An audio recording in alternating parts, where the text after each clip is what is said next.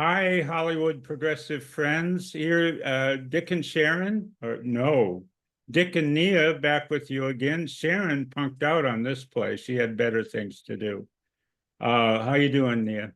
I'm great. I'm great. This is my first day back to work today with my main job. And yeah, happy to be here to talk about the play we saw on Saturday, actually. Yeah. Yeah, so this past weekend we saw at the International City Theater in Long Beach, a lovely theater. We saw a play called Double V, and it's based on a real life story. A lot of us have heard of Rosa Parks uh, refusing to give up her seat. Obviously, Martin Luther King speaking at the National Mall, Malcolm X being assassinated, the March on Selma, the Pettis Bridge, lots of milestones. Brown v. Wade, outlawing discrimination or segregation in schools.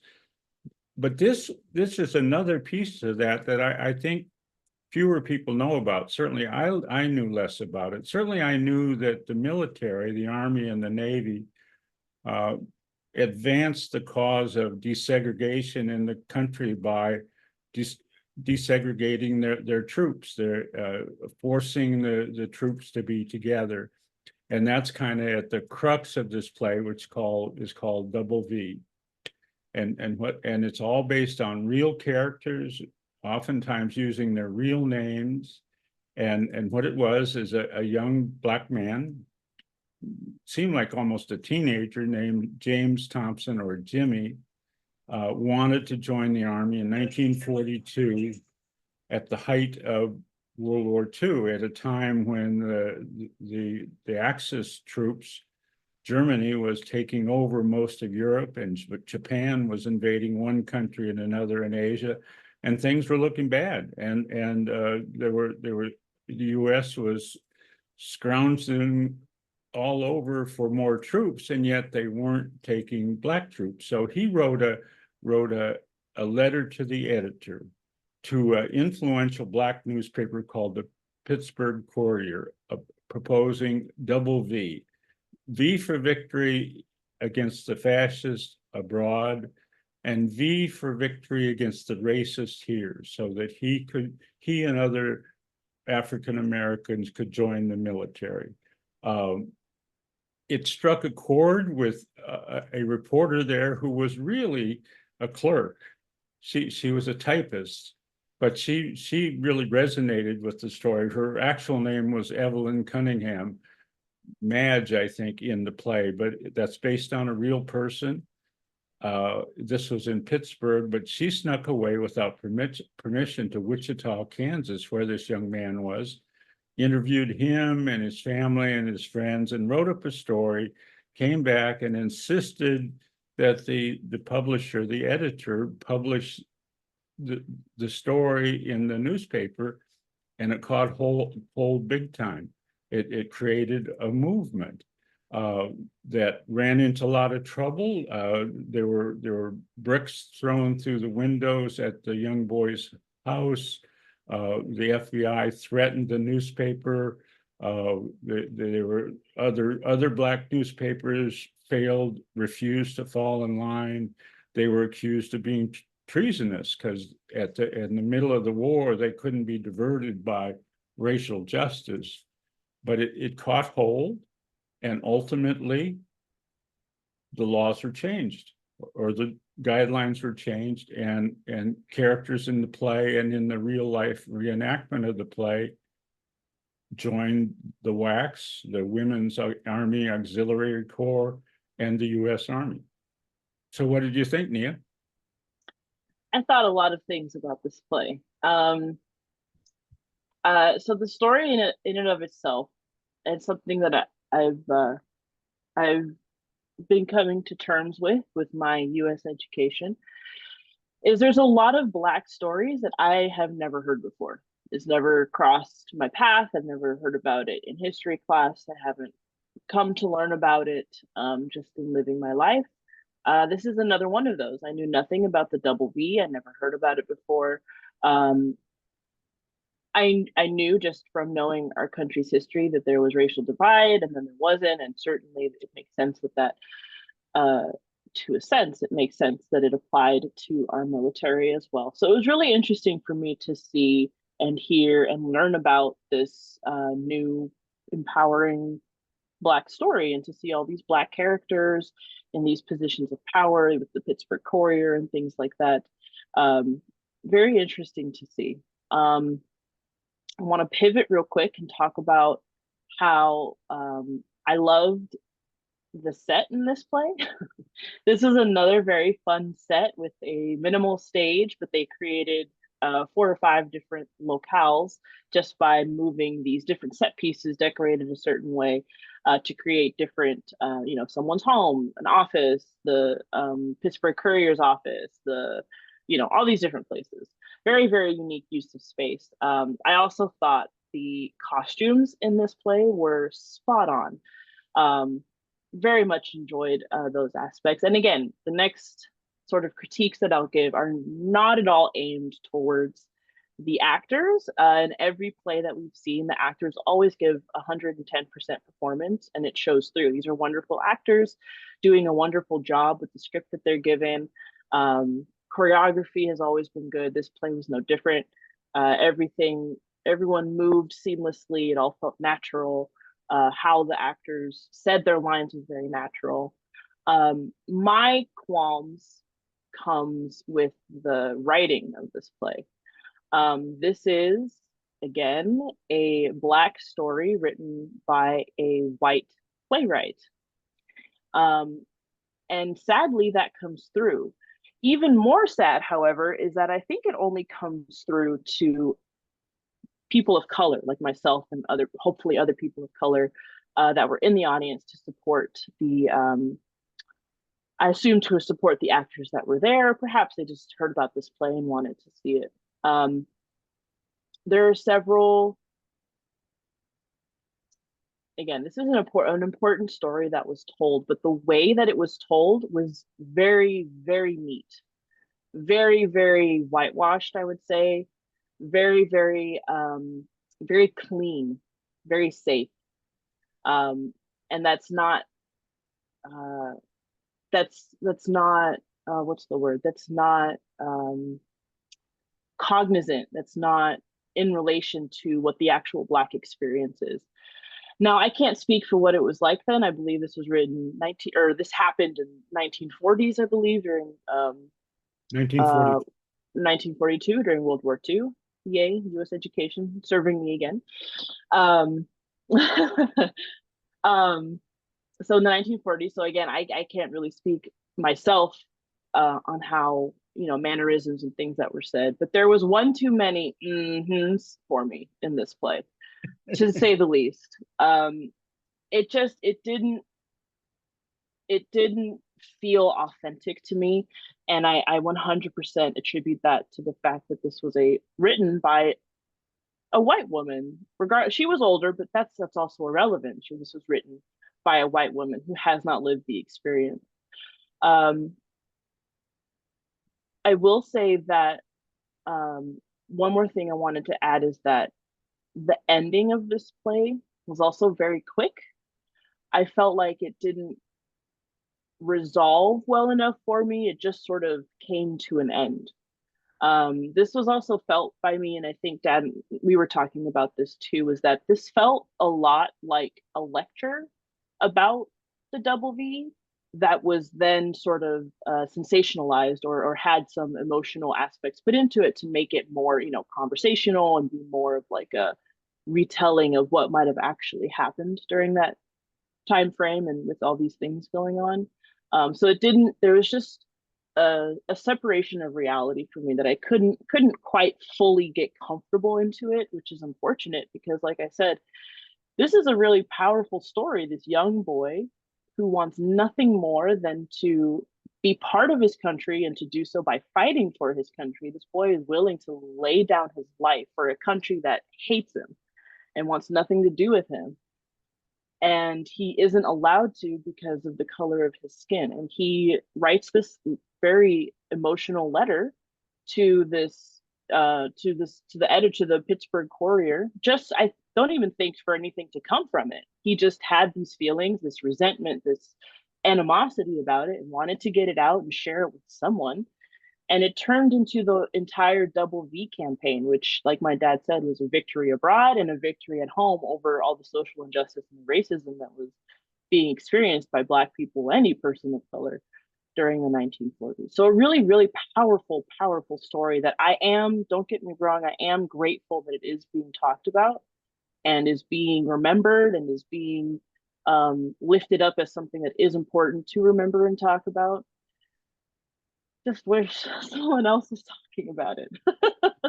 So those are my points. I still enjoyed the play, and the like I said, the actors were wonderful. The clothing, the experience of the play itself was fantastic. My issues are with the writing. Yeah, I don't, I'm not positive it's the fact that it's a white writer, but I came away with some of those feelings because I think it was more of a historical reenactment than a play. It was like, it was letter perfect, and it was a very clear story. I mean, you go to some plays and you kind of lose the thread. Well, who's talking about what to who? But this was right down the center of the alley. You understood every move that everybody's making. But it was not like a human drama. It was a historical reenactment. For example, there was a love affair between the editor and the clerk turned reporter who went off to Wichita and got the story, and that wasn't believable at all. I mean, they looked like a good couple, but they weren't interacting like people even sneaking off and having an office romance. I had another thought too. I mean, it ends on a note of triumph. Like, here's this wonderful thing. Well, now Double V came about, and the two of the women can join the WACs, and the young boy Jimmy can join the army, and the older man reporter, he can go off and cover the war. And I think he went to Asia. He was hired by the army to cover the war as a reporter, and that was a wonderful triumph. But I know that's hardly the end of the story. I mean, I was a soldier in Vietnam at the end of the 60s, and I've talked to veterans of the Korean War, Vietnam veterans, Black veterans, and I observed that the treatment of Black soldiers and Marines was far from ideal, that racism didn't disappear. Yes, you required that units have Black and white and brown and Asian troops, but you can't require that they be fair, or that the racial hierarchy disappear, or that racism disappear. And I know stories of people who were Black soldiers, Black veterans, who were deeply scarred by their experiences fighting in a supposedly integrated army. And then I also know that, it's true right now. I mean, Colin Powell, a black man, was the head of the army, was the head of the Joint Chiefs of Staff, and what's his name? Lloyd Austin is currently another Black man as head of the Joint Chiefs of Staff, and the Marine Corps, for the first time in history, its leader, the commandant, is a Black person. But then other times I'll see photos or images or videos of special troops like the Special Forces or the Navy SEALs, and they look mighty white. You see, so you have a feeling that the Black soldiers, to some extent, are being relegated to positions that are less likely to get them promoted. That's my guess. That's my feeling. Well, it's more than my guess and my feeling. I certainly saw that in Vietnam. Do you have other thoughts, Nate? I have lots of thoughts. I'm mixed. I'm mixed about this play. I do think it's an important story. I just wish there was more genuine, I wish there was a more meaningful and intentional attempt to recreate the Black experience in the 1940s. I remember at one point the young man who's, I am terrible with names, I apologize, I never remember anyone's name. Jimmy. Jimmy. He was saying how, oh, um, he basically alluded to the fact that he didn't know that there was the level of racism that was being experienced in the rest of the country. And yet, a scene and a half later, he's talking about, oh, I read about another lynching again in the newspaper. So it just, these little moments where you can tell there was sadly a step away from the genuine Black experience, and the things that the things that we see today are horrific, but I can't even imagine opening a newspaper and the front page is celebrating. That's what they were doing. They were celebrating a lynching of some 13-year-old child or Right. some young man just walking home. And sadly, that was, as it often is in these plays with these I won't say white, but non-Black playwrights. When they write these plays about the Black experience, they leave out the gore that we've had to just sort of be okay with experiencing and taking in things like our newspaper, which back then was everything. Like the newspaper was television. Like that's how everyone got their news, and front page is lynchings of children. And so moments like that where the young man says, oh, I didn't know the racism was this bad, da da da da, but he must have, and there's no way that he didn't. And then also the way that this play ended, like my dad said, was sort of I don't want to say a cliffhanger, but it was very neat. It made it seem like, oh, the double V, it worked. Hooray, huzzah, no more problems. What can go wrong? Everyone changed their minds. Like there was no follow-up, there was no, the playwright even could have recorded her own voice saying, the double V was a victory in this time, but as we all know, da da da da, X, Y, and Z still happened. There could have been an allusion to the fact that there was the double V there, in theory, but they could have talked about how that didn't pan out in later years. And like my dad said, how, everyone just learned to sort of go under the radar. No, Little things like that. I think you raise a good point. I think that would be an improvement to the play. Wouldn't have the recorded voice of the playwright. It could be one of the characters could step out of character and say, well, we just saw a wonderful bit of history, a real triumph, a turning point in our country. But the story is far from over. Exactly. It's far from over from the military people, soldiers and Marines. Black soldiers and Marines suffered great discrimination that really probably continues to today. This was a nice triumph, but this wasn't the whole story. Yeah, I think that would improve that, because that was my point too. It was like, well, wait a second. It doesn't like line up with my own experience of being around Black soldiers. No. It just being around your Black wife, it doesn't mesh. I did think, because you said some of these thoughts right outside the play or at dinner afterwards, and I thought, well, it was true. The diction of the actors was very good. It was very white. You could have put white people in those positions. Now, it would have been strange for a white guy, to be pretending he's the Black editor of the newspaper. But I mean, there was an attempt to, like you say, to make them seem like actual Black people. They were reenactments of voices in a playwright's head, kind of. And the playwright happened to be white, so the voices came out white. But to make it Black, she added some mm-hms and some mm-mm-ms. And I thought, wow, wow. But I will say, I said at the beginning, the International City Theater.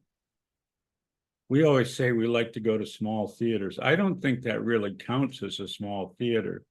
It is a lovely place to see a play. You can, I mean, it's a beautiful stage. It's a place to go see a play. Absolutely. Great venue. And like I said, the stage that they have is very interesting because it's 3/4 out sort of into the audience. So the seats are kind of around the front part of it. Yeah. And I don't know if they have the same, I haven't been paying attention, but I don't know if they have the same set designer or what, but all the sets that we've seen on this stage have always been wonderful, whether they have a lot to work with or a little to work with. The creativity of their production crew, we could talk about all day. We could probably make a whole different video about it. Yeah, I could look it up. I mean, but it is kind of a, it's put on by a particular theater company, unlike at some of the theaters where it's a whole one different group of people comes in and puts on a new play. I think it's kind of it's run by the same group of people. Well, so I sent you a list of 3 more plays for September, and I'll look at them. We had a lot of fun, and I don't know. Oh, and we took your partner, which was new, and I hope he enjoyed it. Yeah, and I don't know. Next time we might let Sharon come along. Maybe we'll see. Okay. Bye-bye. Bye. Thank you for sticking around. If you like the LA Progressive content and the discussions we have here, please consider clicking the subscribe button below and also give us a thumbs up. That helps to grow our audience by feeding the algorithm, which helps to get this content in front of more eyes. Thanks for stopping by. We really appreciate your support.